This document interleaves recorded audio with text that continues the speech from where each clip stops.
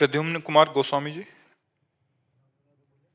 राधे राधे महाराज जी। महाराज जी, सर्वधर्म परित्यज्य मामेकम शरणम व्रज। महाराज जी, गीता में भगवान ने कौन से धर्म को छोड़ने की बात? भाई भाई का एक धर्म है, पिता पुत्र का एक धर्म है, पति पत्नी का एक धर्म है, भाई बहन का धर्म है, एक मित्र मित्र का धर्म है, एक समाज का धर्म है। बहुत से रिश्ते नाते अपने जो कर्तव्य कर्म है ये सब धर्म के अंतर्गत आते हैं।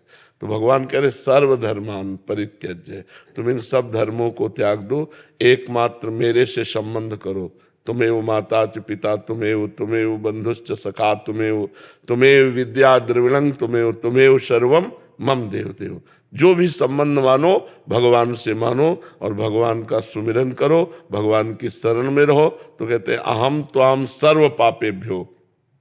सर्व का तात्पर्य है संचित कर्म जो जमा है, हमारे प्रारब्ध जो आ रहे हैं, क्रियमाण जो नया कर रहे हैं। अहम त्वाम सर्व पापेभ्यो मोक्षयिष्यामि मा शुचः। मैं तुम्हें समस्त पापों से मुक्त करके परम पवित्र कर दूंगा। तुम समस्त धर्मों का त्याग कर केवल मेरे को स्वीकार करो। भगवान को स्वीकार करना भागवत धर्म है। त्यज लोक धर्मान, लोक धर्मों का त्याग करके भागवत धर्म को स्वीकार करो, भगवान की शरण में हो जाओ, भगवान का चिंतन करो, तो भगवान तुम्हारे सारे पापों को नष्ट कर देंगे। पाप ही दुख देने वाले हैं, अर्थात तुम्हारे सारे दुखों का नाश हो जाएगा। समझ पाए किसका प्रश्न था? तो आप समझ पाए जी। अंकिता गोस्वामी जी, गुना मध्य प्रदेश से। राधे राधे महाराज जी। महाराज जी, अपनी इच्छा शक्ति कैसे दृढ़ करें? अध्यात्म बल से।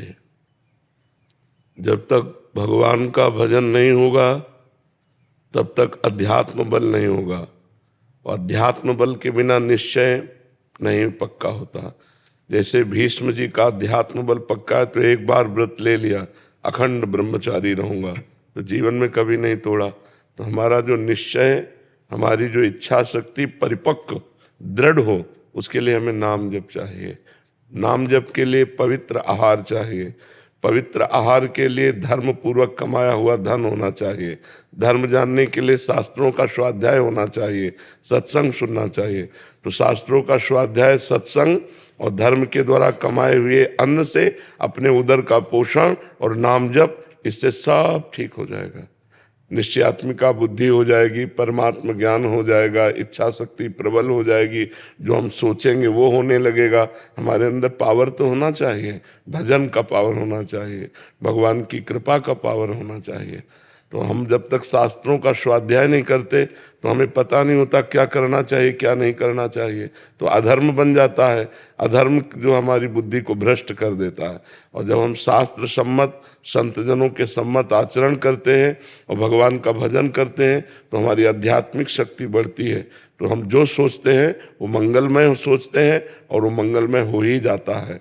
और जब हमारी बुद्धि अपवित्र होती तो अमंगलमय सोच करते हैं, अमंगल भी हो जाता है। देखो, कोई भी दुख नहीं चाहता, लेकिन सबको दुख भोगना पड़ता है। तो कहीं ना कहीं त्रुटि है, हमारे आचरणों में त्रुटि है। हम चाहते सुख हैं, क्रिया करते सुख के लिए है, दुख कभी नहीं चाहते, पर दुख पिंड नहीं छोड़ रहा। इसका मतलब हमारी क्रियाएं गलत हैं, हमारी धर्म विरुद्ध आचरण है। धर्म विरुद्ध आचरण का फल दुख है, धर्मयुक्त आचरण का फल सुख है। और परमानंद की प्राप्ति भगवान के भजन से होती है। तो दुख सुख दोनों से ऊपर उठकर परमानंद में हमारी वृत्ति रहे, इसलिए हमें हर समय नाम जप करना चाहिए। नाम जप के लिए पवित्र आहार, ये जो आजकल खान पान सब चल पड़ा है ना, बहुत गलत चल पड़ा है। बाजारों में पवित्र आहार थोड़ी मिलता है, वो सब उनको ज्ञान ही नहीं पवित्रता का।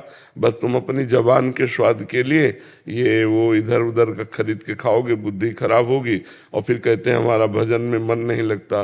भजन में मन तब लगता है जब पवित्र विचार, पवित्र आहार, पवित्र आचरण, पवित्र वातावरण, तो परम पवित्र भगवान में चित्त जुड़ता है।